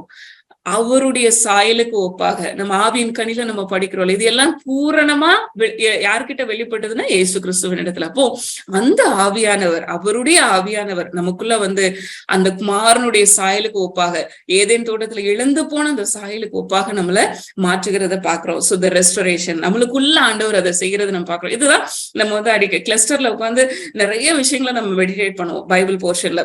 சோ த இன்னர் டிரான்ஸ்ஃபர்மேஷன், நம்ம கண்களின் இச்சை, மாம்சத்தின் இச்சை, ஜீவனத்தின் பெருமை, ஒருவேளை பொறாமையா இருக்கலாம், பெருமையா இருக்கலாம், கவலையா இருக்கலாம், பயம், inferiority, superiority complex, laziness, anger, இப்படி ஒவ்வொரு ஏரியாஸா ஆண்டவர் வந்து நம்மள அப்படியே ஹீல் பண்றத, நம்மளுக்குள்ள அந்த டிரான்ஸ்ஃபர்மேஷன் இதுல இருந்தெல்லாம் வெளியே கொண்டுட்டு வரதை நீங்க வந்து கடந்த நாட்கள்ல நீங்க ஒருவேளை கிளஸ்டர்ல நீங்க ரெகுலரா அட்டன் பண்ணியிருந்தீங்கன்னா இது உங்களுடைய லைஃப்ல ஆண்டவர் செய்யறதை நீங்க பார்த்திருக்க முடியும். சோ ஆண்டவர் வந்து சும்மா எதுவுமே செய்யல. ஆண்டவர் வந்து ரொம்ப அழகா, எஸ்பெஷலி நம்ம இந்த யூத் ரிவல் ப்ரோக்ராம்ல இணைஞ்சிருக்கிற நம்மளுக்கு ஆண்டவர் கிருபையா, இது எல்லாம் மற்றவர்களுக்கு தெரியாது, நிறைய விஷயங்கள் தெரியாது. ஆனா ஆண்டவர் நம்மளுக்குள்ள அவ்வளோ சேஞ்சஸ் ரொம்ப பொறுமையா, ரொம்ப நிதானமா, அவ்வளோ அழகா நம்மளுக்குள்ள நடத்திட்டு வர்றார்.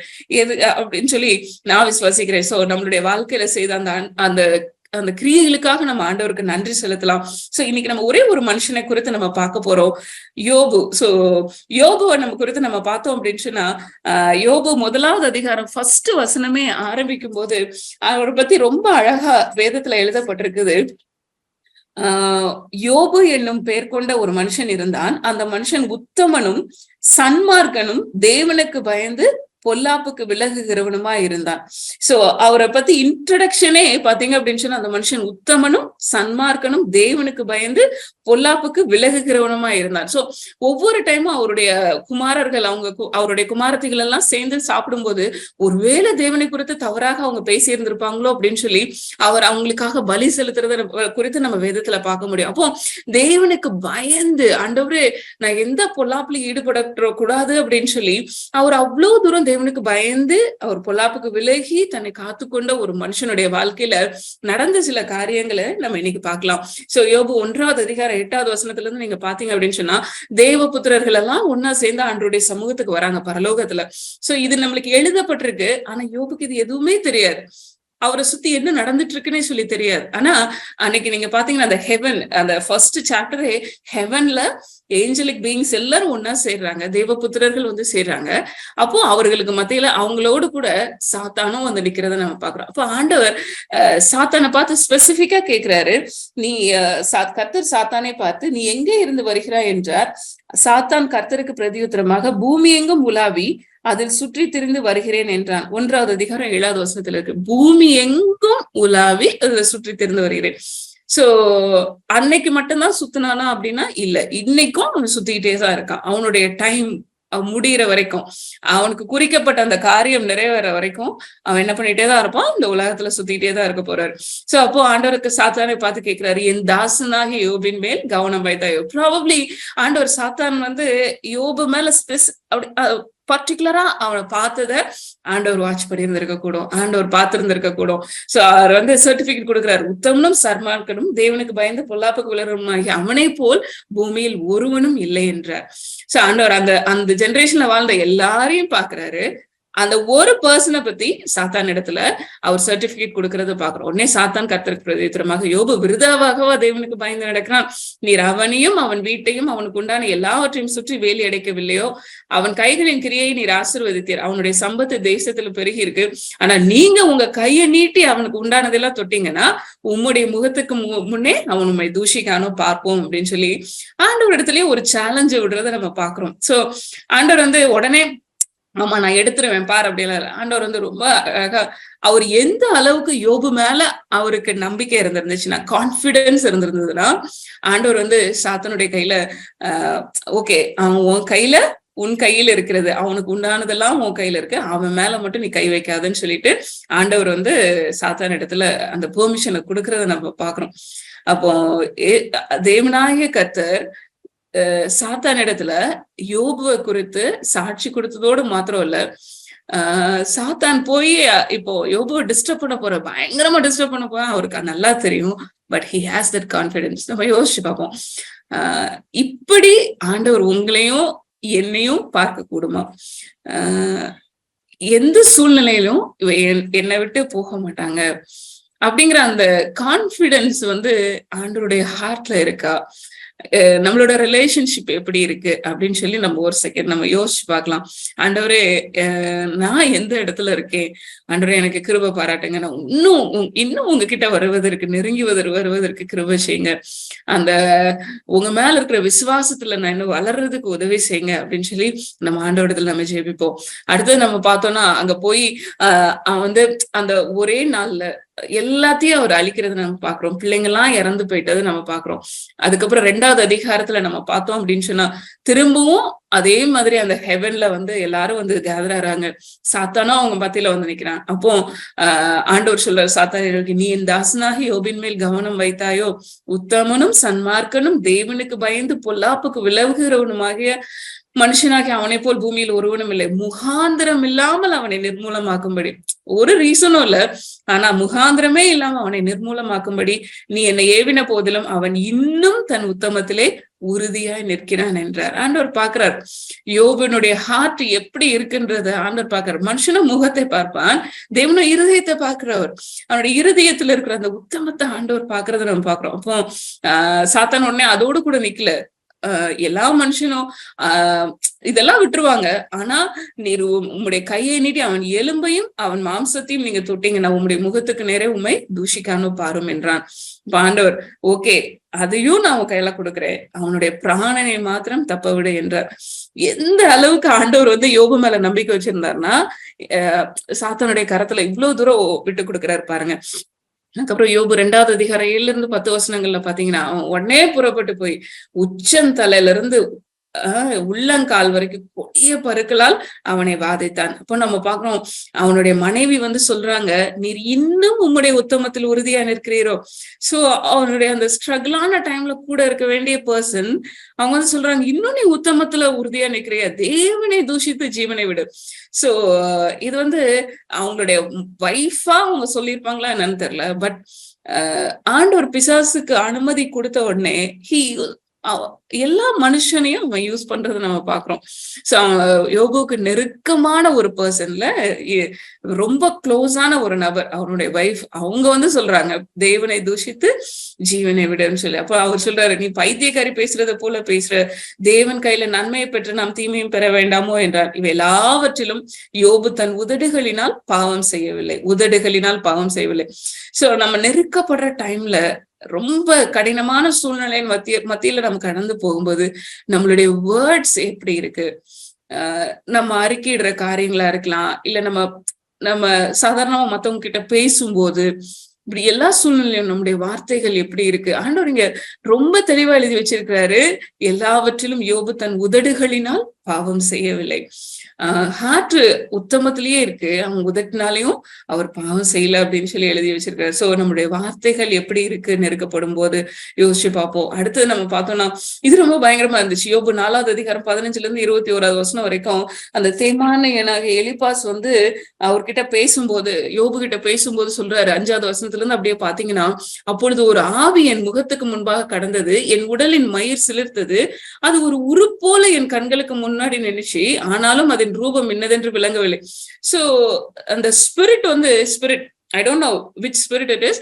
ஆனா அந்த இடத்துல அந்த எலிபாஸ்க்கு முன்னாடி ஒரு ஆவி வந்து நின்னு அது என்ன சொல்லுது, மனுஷன் தேவனை பார்க்கிலும் நீதிமானா இருப்பானோ, மனுபுத்திரன் தன்னை உண்டாக்கினவரை பார்க்கிலும் சுத்தமா இருப்பானோ, கேளும் அவர் தம்முடைய பணிவிடைக்காரரிடத்தில் நம்பிக்கை வைப்பதில்லை, தம்முடைய தூதரின் பேரிலும் அவர் என்ன செய்யறது கிடையாது, நம்பிக்கை வைக்கிறது கிடையாது. நம்மளுக்கு நல்லா தெரியும் ஆண்டவர் நம்ம மேல நம்பிக்கை வச்சுதான் இவ்வளவு காரியங்களே செய்யறான்னு சொல்லி நம்ம மெடிடேட் பண்ணிருக்கோம். he trusts us அப்படின்னு சொல்லி மெடிடேட் பண்றோம். இங்க எலிபாஸ் வந்து யோபு கிட்ட சொல்றாரு, அந்த ஆவி வந்து சொன்னதை நான் கேட்டேன் அப்படின்னு சொல்லி அவர் சொல்றாரு.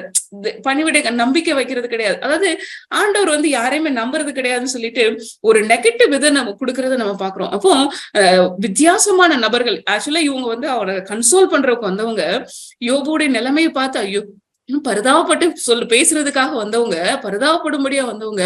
ஆனா அந்த பர்சனையும் அந்த மனுஷங்களையும் சத்துரு யூஸ் பண்றத பாக்குறோம். அப்போ அவருடைய ஹார்ட் எவ்வளோ வேதனைப்பட்டிருக்கும்னு சொல்லி யோசிச்சு பாருங்க. இப்போ ஆண்டவர் இடத்துல முழுமையா நம்பிக்கை வச்சிருந்த மனுஷன், ஆண்டவரே சார்ந்து கொண்டிருந்த மனுஷன், தேவனுக்கு பயந்து பொல்லாப்புக்கு விலகின மனுஷன், இப்படி எல்லாம் ஆண்டவர் எழுதி வச்சிருக்கிறத பார்த்தோம் இல்ல.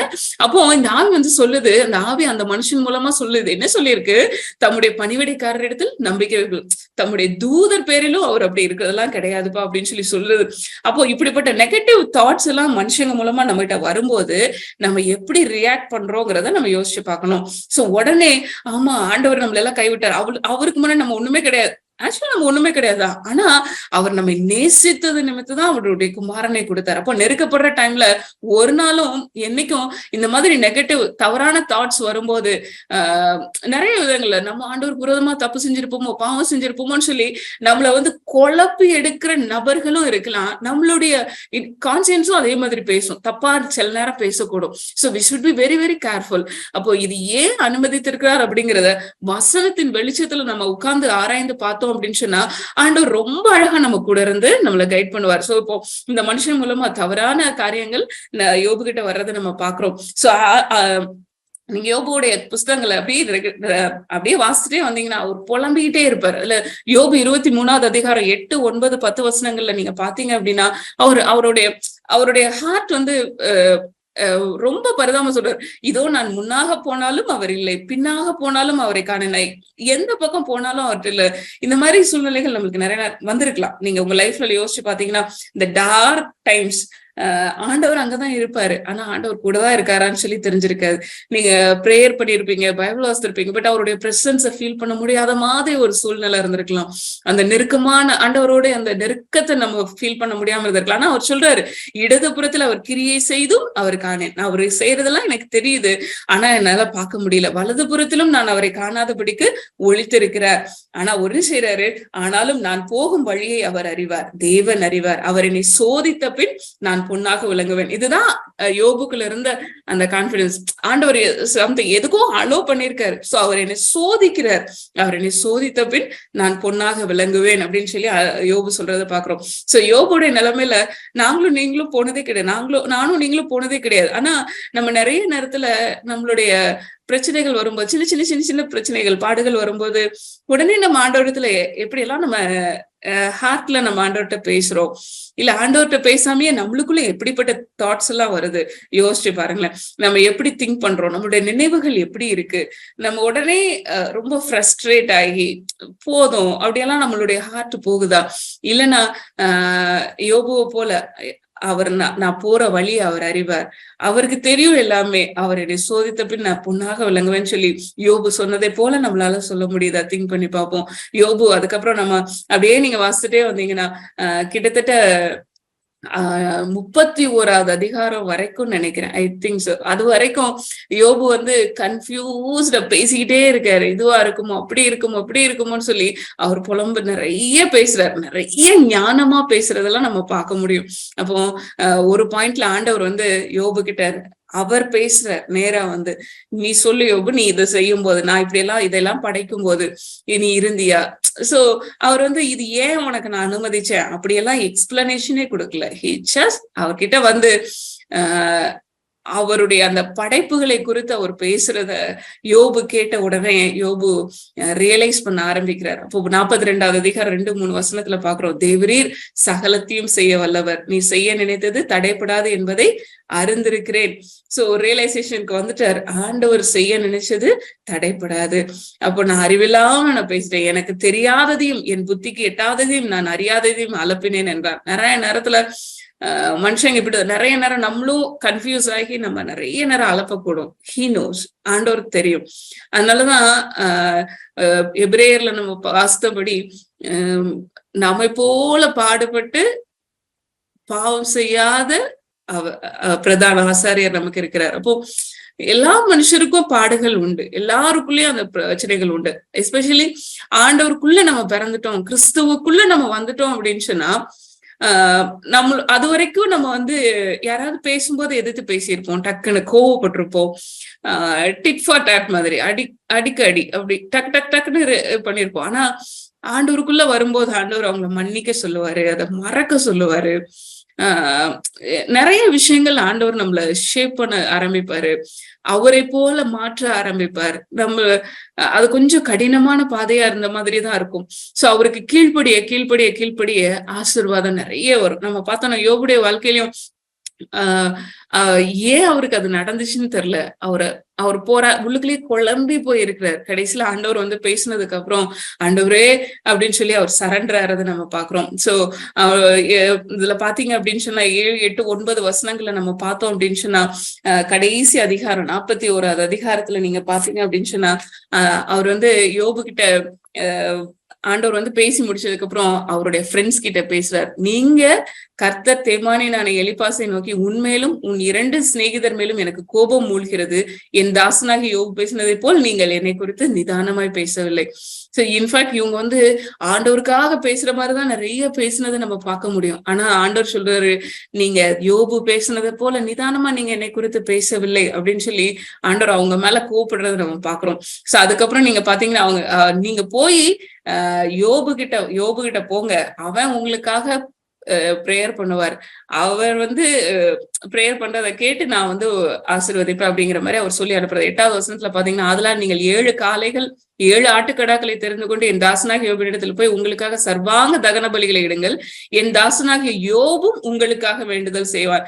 யோசிச்சு பாருங்க, அந்த பாடுள்ள மனுஷன் உட்கார்ந்துருக்கான், அவனை சுத்தி 3 பேர் உட்கார்ந்துட்டு நீ இப்படி இருந்திருக்கலாம், நீ பெரியாளா, இப்படி எல்லாம் அவங்க பேசிக்கிட்டே இருக்காங்க, உட்கார்ந்து இருந்து பேசுறாங்க. அப்போ ஆண்டவர் கடைசியில அவங்க அந்த காளைகள் எல்லாம் எடுத்துட்டு யார்கிட்ட வரணுமா? யோபு கிட்ட வரணுமா?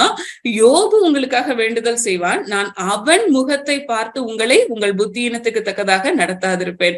எவ்வளவு பயங்கரம் இல்ல? அப்போ யோபுடைய ஹார்ட் வந்து அவங்கள மன்னிக்கிறதுக்கும் அவங்களுக்காக பிரேயர் பண்றதுக்கும் ரெடியா இல்லாம இருந்திருந்துச்சுன்னா இந்த சாப்டர்ல நிறைய பிளெஸிங்கான விஷயங்கள் இல்லாம இருந்திருக்கும். ஆனா யோபு வந்து அவங்க வந்த உடனே அதுல நீங்க அதுக்கப்புறம் பாத்தீங்கன்னா, நான் அவன் முகத்தை பார்த்து உங்களை உங்கள் புத்தியினத்துக்கு தக்கதாக நடத்தாதிருப்பேன், என் தாசனாகிய யோபு பேசினதை போல் நீங்கள் என்னை குறித்து நிதானமாய் பேசுவேன் மறுபடியும் சொல்றாரு. அப்போ 9வது வசனத்துல அவங்க திரும்ப வந்து யோபு கிட்ட வர்றாங்க.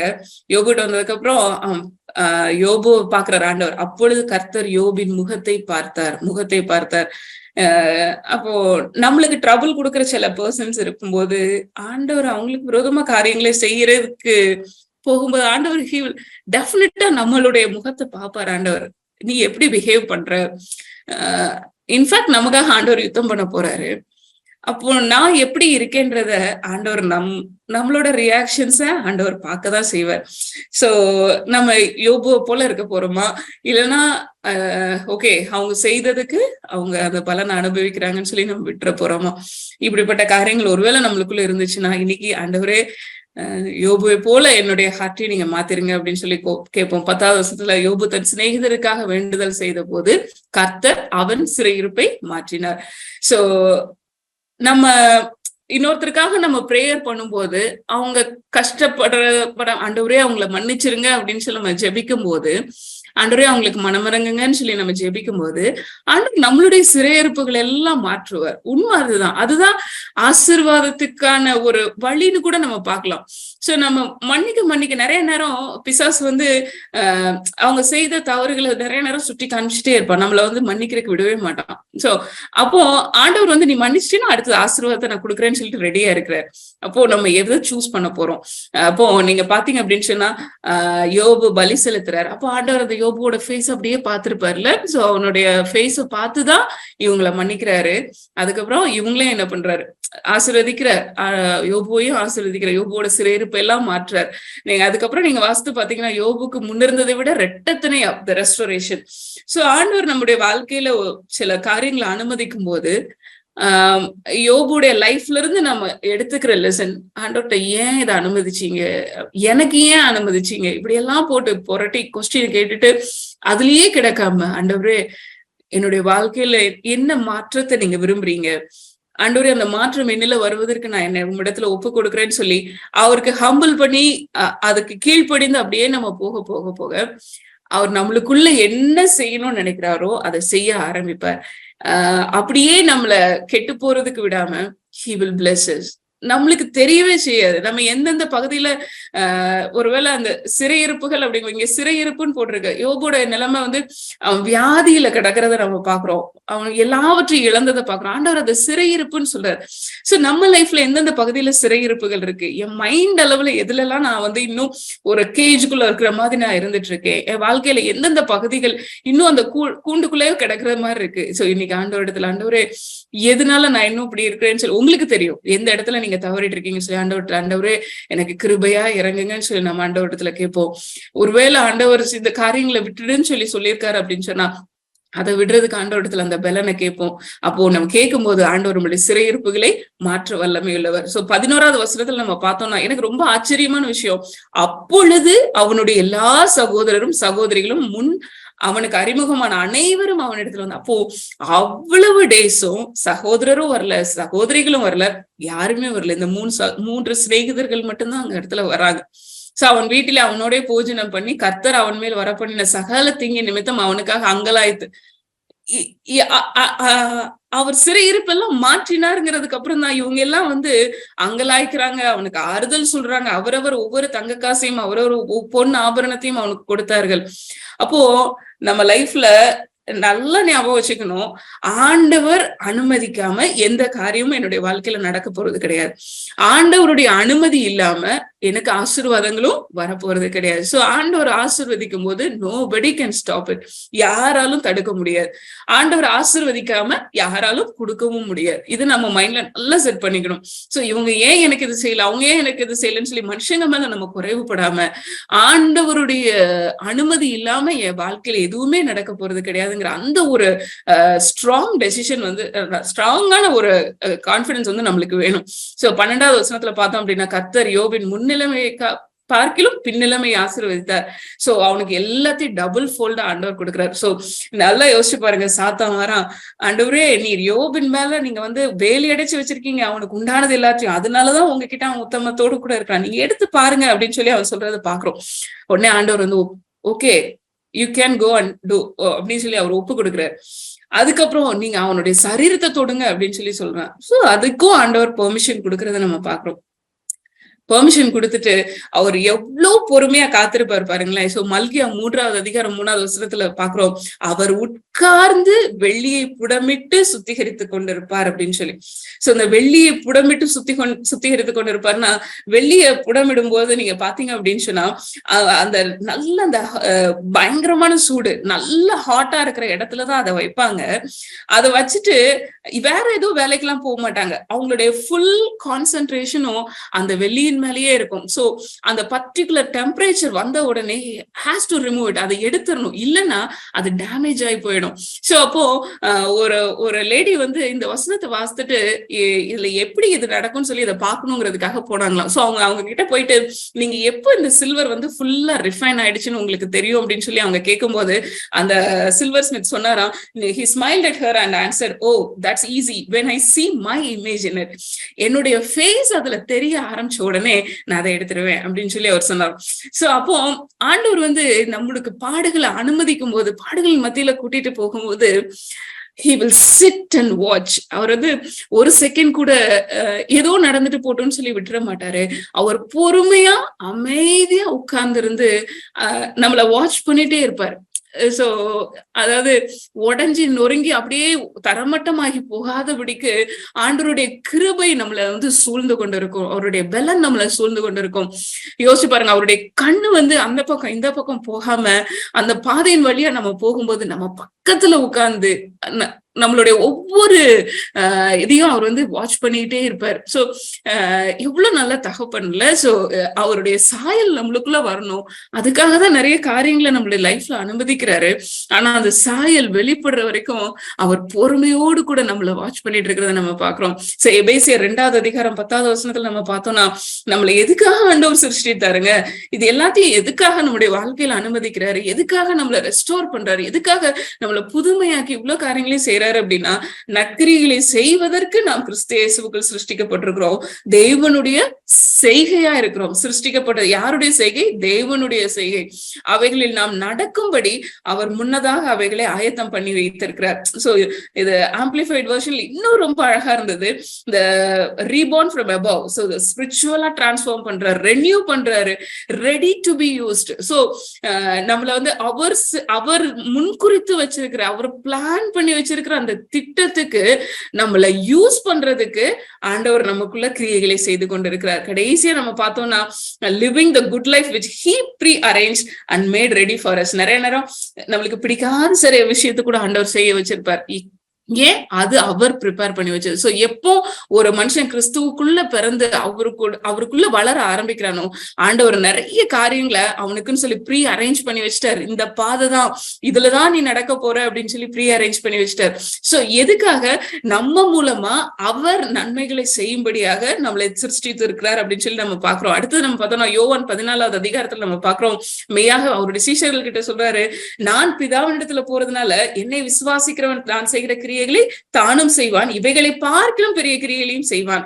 அப்போ அவரிடத்துல விசுவாசமா இருக்கிறவங்க அவர் செய்கிற கிரியைகளை தாங்களும் செய்வார்கள், அதை காட்டிலும் பெரிய காரியங்களையும் அவங்க செய்வாங்க. இது நிமித்தம் குமாரனில் பிதா மகிமைப்படும்படியாக நான் அதை செய்வேன், நீங்க கேட்டுக்கொள்ளும் போது நான் செய்வேன் அப்படின்னு சொல்லி சொல்றாரு. அப்போ ஆண்டவரிடத்துல இந்த கடைசி காலத்துல ஆண்டவர் இவ்வளோ நன்மையான காரியங்களை நம்மளுக்கு கற்றுக் கொடுத்து கொண்டிருக்கிறார். நம்மளுக்கு தெரியும் பாடுகளின் மத்தியில நம்ம போகும்போது ஆண்டவர் நம்மளை உருவாக்குகிறாருன்னு சொல்லி நமக்கு தெரியும். ஆனா இது ஆண்டவர் அறியாத ஜனங்களுக்கு அது தெரியாது. அவங்களுக்கு வர்ற பிரச்சனைகள் வரும்போது அவங்க தேடுகிற சொல்யூஷன்ஸ் ரொம்ப பயங்கரமா இருக்கு. சிலர் லைஃபையே மாய்த்து கொள்றதை நம்ம பாக்குறோம். அப்போ தெய்வனாகிய கர்த்தர் இது எல்லாத்தையும் நம்மளுக்கு காட்டி கொடுத்துட்டு எதுக்காக காட்டி கொடுத்திருக்கிறாரு? நம்ம அவருடைய கிரியையா இந்த உலகத்துல நம்ம நடக்கணும். அவர் செய்ய இருக்கிற காரியங்கள் அவர் நம்ம மூலமா செய்யறதுக்கு நம்ம ஒப்பு கொடுத்து வாழணும்னு சொல்லி மத்தேயு 9:22 நம்ம பார்த்தோம்னா, அந்த 12 வருஷமா பெரும்பாடுள்ள ஸ்திரீ, யோசிச்சு பாருங்க, 12 years வெளியே வந்திருக்க மாட்டாள். சோ கூட்டத்துல வந்திருக்க மாட்டா, பீப்புள் மத்தியில வந்திருக்க மாட்டா, தன்னைத்தானே வந்து அசிங்கமா ஃபீல் பண்ணி அவ வீட்டுக்குள்ளேயே கிடந்திருக்க கூடும். அப்ப இயேசு கிறிஸ்து நன்மை செய்கிறான்னு சொல்லி தெரிஞ்ச உடனே அந்த கூட்டத்தின் மத்தியில எங்கேயோ இருந்து வந்து முன்னாடி கூட வந்து தன்னை பத்தி சொல்றதுக்கெல்லாம் அவளுக்கு வந்து இது கிடையாது, தைரியம் கிடையாது. பின்னாடி இருந்து ஓரமா அவருடைய வஸ்திரத்தின் ஓரத்தை தொட்டால் அப்படின்னு சொல்லி நம்ம வேதத்துல பாக்குறோம். அப்போ இம்மீடியட்டா அவருக்குள்ள இருந்து ஒரு வல்லமை புறப்பட்டு அவளுக்கு சுகம் கொடுக்கறத நம்ம பாக்குறோம். அப்போ யோசிச்சுப்பாரு. அப்ப இந்த மாதிரி இன்னைக்கு எவ்வளவு பேர் பாடுகள் மத்தியில இருக்கிறாங்க. அப்ப இவங்களுக்கு கிறிஸ்து தேவையே, ஆண்டவராக இயேசு கிறிஸ்து தேவை. இன்னைக்கு அவர் மனுஷனா அந்த உலகத்துல இல்ல, ஆனா அவருடைய பிள்ளைகளாகி நாம இருக்கோம். So he has to work through us. ஆண்டவரே எங்களை எடுத்து நீங்க பயன்படுத்துங்க, லார்ட் எங்க கரங்களை நீங்க பயன்படுத்துங்க, ஆண்டவரே உங்க நாமத்தின் மகிமைக்காக எங்களை பயன்படுத்துங்கன்னு சொல்லி நம்ம ஒரு இடத்துல நம்ம இன்னும் ஆண்டவரிடத்துல நம்ம கேட்போம். லூக்கா 9வது அதிகாரத்துல நம்ம பார்த்தோம் அப்படின்னு சொன்னா, ஒரு சிறு பெண் இதே ஓகே மத்தேயுல இருக்கும் லூக்கால இருக்கும், அவங்க வந்து மரித்து போறதை நம்ம பாக்குறோம். ஆண்டவர் அங்க சுகம் கொடுக்கறத பாக்குறோம். இப்போ அப்போஸ்தலர் 9வது அதிகாரம் 38வது வசனத்துல நம்ம பார்த்தோம் அப்படின்னு சொன்னா, நசரேயனாகிய இயேசுவை தேவன் பரிசுத்த ஆவியினாலும் வல்லமையினாலும் அபிஷேகம் பண்ணினார். தேவன் அவருடனே கூட இருந்தபடியினாலே அவர் நன்மை செய்கிறவராயும் பிசாசின் வல்லமையில் அகப்பட்ட யாவரையும் குணமாக்குகிறவராயும் சுற்றி திரிந்தார். அப்படின்னா ஆண்டவரே எங்களையும் உங்களுடைய ஆவியினால நிரப்பி இருக்கீங்க, எங்களுக்கும் அந்த கிருபையை தாங்க அப்படின்னு சொல்லி நம்ம கேட்போம். லூக்கா 9வது அதிகாரத்துல நம்ம பார்த்தோம் அப்படின்னு சொன்னா, அவர் தம்முடைய 12 சீஷர்களை, அவர் மாத்திரம் இல்ல, அவருடைய சீஷர்கள் அதுக்கப்புறம் அவர் அனுப்புறார் காரியங்களை செய்யும்படி.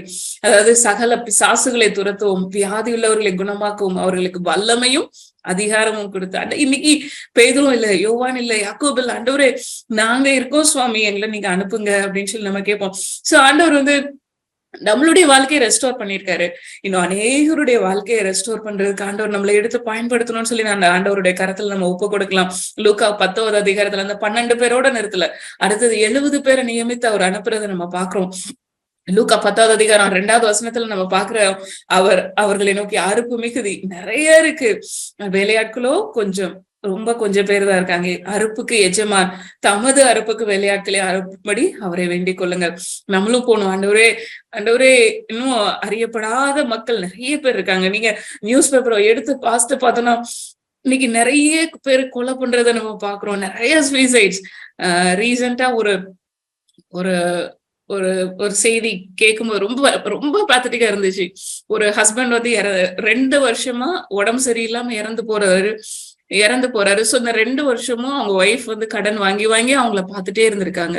அவர் இறந்து போன செகண்ட் டே 2 நாள்ல அவங்களுக்கு 3 பிள்ளைங்க, ஒரு பிள்ளை 15 வயசு, ஒரு பிள்ளை 10 வயசு, ஒரு 2 கேர்ள் சைல்டு, ஒரு பையன் வந்து 1 year பேபி.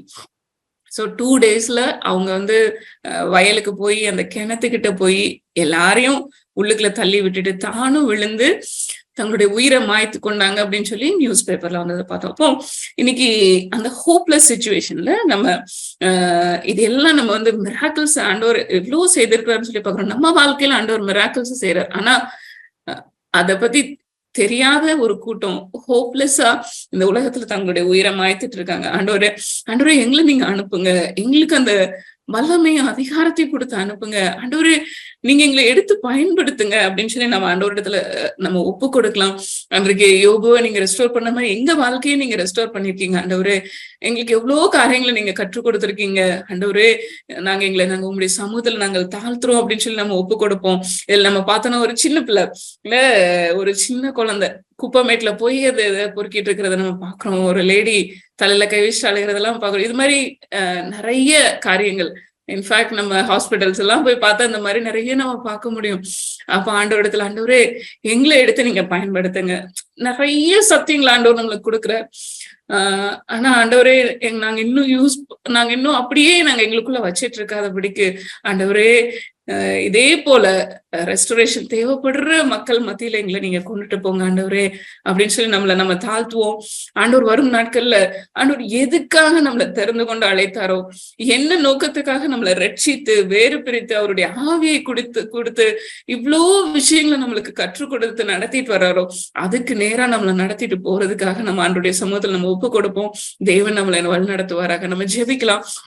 நல்ல தகப்பனே, அப்பாவுமே துதிக்கிறோமே, ஸ்தோத்தரிக்கிறோம் ராஜா. நாங்கள் இன்றைக்கு வேதத்துல நாங்கள் பார்த்ததே போல நீங்க எந்த மனுஷனையும் ஆண்டவரே நீங்க அப்படியே விட்டு விடுகிற தெய்வம் நல்ல கர்த்தாவே. நீர் ஒவ்வொருடைய வாழ்க்கையும் நீர் தனித்தனியா பேராக நீங்க தொட்டு ஆண்டவரே நீங்க அவங்களை ஆசீர்வதிக்க நீர் வல்லமையுள்ள தெய்வம் ஆண்டவரே. நீர் எங்களுடைய வாழ்க்கையில நீங்க செய்திருக்கீங்க. அதற்காக உமக்கு நாங்கள் நன்றி செலுத்துகிறோம் ஆண்டவரே. நாங்கள் வேதத்துல பாக்குறதே போல வெறுமையும் ஒழுங்கின்மையுமா இருந்த பூமியை ஆண்டவரே நீங்க எவ்வளவு அழகா படைத்து ஆண்டவரே நீர் குடியிருப்புக்கு ஏற்றவாறு நீர் உருவாக்கி மனுஷனை உண்டாக்கி ஆண்டவரே அவனை வைத்து இது வரைக்கும் நீங்க மனுஷர்களோடு கூட ஆண்டவரே அப்பா நீர் உங்களுடைய அன்பினால அவங்களை நீர் இழுத்து கொண்டு ஆண்டவரே உங்களுடைய ரத்தத்தை கொடுத்து சம்பாதித்து ஆண்டவரே நீர் எவ்வளவு அற்புதமான காரியங்களை செய்திருக்கிறீரையா. அதுக்காக நாங்கள் உமக்கு நன்றி செலுத்துகிறோம் அப்பா. நீர் எங்களுடைய வாழ்க்கையில கொடுத்திருக்கிற ஏராளமான வாக்குத்தத்தங்களுக்காக நாங்கள் நன்றி செலுத்துகிறோம் ஆண்டவரே. நீங்க நிறைவேற்றி இருக்கிற அநேக காரியங்களுக்காக உமக்கு நாங்கள் நன்றி செலுத்துகிறோம் ஆண்டவரே. நீர் பாராட்டின எல்லா தயவுக்காக உமக்கு நாங்கள் நன்றி செலுத்துகிறோம் கர்த்தாவே. அப்பா உண்மை அறியாத கோடிக்கணக்கான ஜனங்கள் இந்த உலகத்துல உண்டே கர்த்தாவே. அப்பா தேவையில் உள்ள ஆத்துமாக்கள் நிறைய உண்டு ராஜா. ஆண்டவரே நீங்க எங்களை எல்லாம் எடுத்து பயன்படுத்துங்க ஆண்டவரே. எங்களுடைய ஆவியில நீங்க பேசுங்க ஆண்டவரே. நீர் அன்றைக்கு வேதத்துல நாங்கள் பார்க்கிறோம் பிலிப்புவை ஆண்டவரே நீர் எத்தியோப்பியா மந்திரியை நீங்க பாக்குறதுக்கு நீங்க வனாந்திரத்தின் பாதைக்கு நீங்க கூட்டிட்டு போனீங்க ஆண்டவரே. ஆவியானவர் நீங்க நடத்துனீங்க. திரும்பவும் ஆவியானவர் அவனை எடுத்துக்கொண்டு போனானெல்லாம் நாங்கள் பார்க்கிறோமே ஆண்டவரே. அப்படிப்பட்ட காரியங்கள் எங்களுடைய நாட்களில் நடைபெறட்டும் ராஜா. ஆண்டவரே உண்மை அறியாத ஜனங்கள் ஆண்டவரே அவங்களுடைய கண்கள் எல்லாம் திறக்கப்படுவதற்கு கர்த்தாவே உங்களுடைய வசனங்கள் போக வேண்டுமே அப்பா. உங்களுடைய வார்த்தைகள் செல்ல வேண்டுமே ராஜா. நீர் எங்களை எல்லாம் நீங்க எடுத்து பயன்படுத்துங்க ஆண்டவரே. உங்களுடைய ஊழியத்தை செய்யறவர்களை இன்னும் வல்லமையா நீர் எடுத்து பயன்படுத்தும் ஆண்டவரே. உங்களுடைய சேனல்ஸா ஒவ்வொருவரையும் நீங்க யூஸ் பண்ணும்படியா உங்களுடைய கருத்துக்குள்ள ஒப்பு கொடுக்கிறோம் ஆண்டவரே. இன்றைக்கு நாங்கள் ஆண்டவரே அப்பா இந்த சத்தியத்தை நாங்கள் கேட்டோமே கர்த்தாவே. யோபுடைய நிலைமையில ஒருவேளை ஆண்டவரே யோபு போல பாடுகள் இல்லைனாலும் ஆண்டவரே பாடுகளின் மத்தியிலே யாராவது இருப்பார்கள் என்று சொன்னால் கர்த்தாவே இந்த நாளில ஆண்டவரே அந்த சிறையிருப்பு நீங்கத்தக்கதாய் கர்த்தருடைய ஆவியானவர் நீங்க கிரியை செய்யும்படியா உங்களுடைய கருத்துக்குள்ள நாங்கள் ஒப்பு கொடுக்கிறோம் ஆண்டவரே. அப்பா ஆண்டவரே இந்த டார்க் அண்ட் ஏரியாஸ் எல்லாம் நீங்க காட்டி கொடுங்க. எந்தெந்த பகுதிகளில் நாங்கள் இன்னும் சரியாக வேண்டுமோ கர்த்தர் நீர் அந்த இடங்கள் எல்லாம் நீங்க ஆண்டவரே வெளியரங்கமாக்கும்படியா உங்களுடைய கருத்துக்குள்ள நாங்கள் ஒப்பு கொடுக்கிறோம் ராஜா. ஆண்டவரே யோபு இது எல்லாவற்றிலும் ஆண்டவரே உன்னுடைய வாயினால் வார்த்தையினால பாவம் செய்யவில்லை என்று சொல்லி நாங்கள் பதத்துல பார்க்கிறோம் ஆண்டவரே. எங்களுடைய வார்த்தைகளில் ஆண்டவரே நாங்கள் ஆண்டவரே உமக்கு பிரியமில்லாத காரியங்களை பேசிவிடாதபடிக்கு எங்களுடைய வாய்க்கு நீங்க காவல் வைங்க ராஜா. ஆண்டவரே எங்களுடைய இருதயங்கள் எப்பொழுதும் உமக்கு நேராக திரும்பட்டும் ஆண்டவரே. நாங்கள் வேதத்துல பார்க்கிறதே போல ஆண்டவரே உங்களிடத்துல அன்பு கூறுகிற அந்த இருதயத்தை கொடுங்க ஆண்டவரே. உம்மோடு கூட உறவாடுகிற அந்த இருதயத்தை கொடுங்க. உங்களோடு கூட தனிமையில நேரத்தை செலவிடுகிற அந்த அனுபவங்களை கொடுங்க ஆண்டவரே. உங்களுடைய மெல்லிய சத்தத்தை கேட்கிற அந்த கிருபையை கொடுங்க. அனுதினம் உமக்குள்ள நாங்கள் கழிவுறுகிற அந்த கிருபையை கொடுங்க ஆண்டவரே. சத்திய ஆவியானவர் ஆண்டவரே அப்ப உங்களுடைய வசனத்தின் வெளிச்சத்துல நீர் எங்களை நடத்தத்தக்கதாய் ஆண்டவரே அனுதினமும் நாங்கள் உமக்குள்ள ஆண்டவரே இன்னும் ஸ்திரப்பட கர்த்தர் கிருபை செய்யும்படியா நாங்கள் ஜெபிக்கிறோம் ஆண்டவரே உம்முடைய அன்பை அறியாதவர்கள் மத்தியில ஆண்டவரே நீங்க எங்களை வச்சிருக்கீங்க. ஆண்டவரே நீங்க எங்களை எடுத்து பயன்படுத்துங்க. எங்களுடைய கரங்கள், எங்களுடைய கால்கள், ஆண்டவரே எங்களுடைய இருதயம், எங்களுடைய கண்கள், எங்களுடைய சிந்தனைகள், எங்களுடைய முழு சரீரமும் ஆண்டவரே உமக்கு பிரியமாய், ஆண்டவரே உமக்கு பிரியமானதை செய்வதற்காக சிருஷ்டிக்கப்பட்டவைகள் கர்த்தாவே. நீர் அப்படியாக நீர் நடத்த முடியாது நம்முடைய ஆளுகைக்குள்ள விட்டு கொடுக்கிறோம். ஆண்டவரே வரும் நாட்களில கர்த்தர் நீர் செய்கிற பெரிய காரியங்களை கண்டு நாங்கள் உம்முடைய நாமத்தை மகிமைப்படுத்த கிருபை பாராட்டுங்க. தொடர்ந்து வழிநடத்துங்க, காத்துக்கொள்ளுங்க. ரட்சகராகிய இயேசு கிறிஸ்துவின் நாமத்தினால கேட்கிறோம் எங்கள் ஜீவனுள்ள நல்ல தகப்பனே. நம்ம சேர்ந்து சொல்லுவோம், என் ஆத்துமாவே கர்த்தரை ஸ்தோத்திரி, என் முழு உள்ளமே அவருடைய பரிசுத்த நாமத்தை ஸ்தோத்திரி. என் ஆத்துமாவே கர்த்தரை ஸ்தோத்திரி, கர்த்தர் செய்த சகல உபகாரங்களையும் மறவாதே. ஆமென், ஆமென்.